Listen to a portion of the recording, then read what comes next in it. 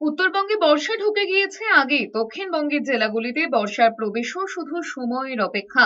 পরিস্থিতি অনুকূল থাকলে আগামী ৩-৪ দিনের মধ্যেই দক্ষিণবঙ্গে এবং পার্শ্ববর্তী বিহার, ঝাড়খণ্ড ও ওড়িশাতেও ঢুকে যাবে দক্ষিণ পশ্চিম মৌসুমী বায়ু। অন্যদিকে দক্ষিণবঙ্গের জেলাগুলিতেও বিক্ষিপ্তভাবে হালকা থেকে মাঝারি বৃষ্টির পূর্বাভাস রয়েছে।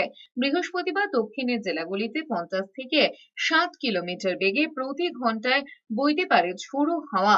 হতে পারে কালবৈশাখী। বাঁকুড়া, 2 বর্ধমান, পুরুলিয়া, হুগলি, 2 মেদিনীপুর এবং ঝাড়গ্রামে কালবৈশাখী হতে পারে। কলকাতা এবং দক্ষিণের অন্য জেলাগুলিতেও ঝোড়ো হাওয়া বইতে পারে। কলকাতায় হাওয়ার বেগ থাকতে পারে 40 থেকে 50 কিলোমিটার প্রতি ঘন্টা।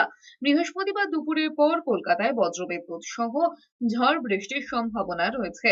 শুক্রবারও ঘন্টায় 30 থেকে 40 কিলোমিটার বেগে দমকা হাওয়া বইতে পারে দক্ষিণের জেলাগুলিতে।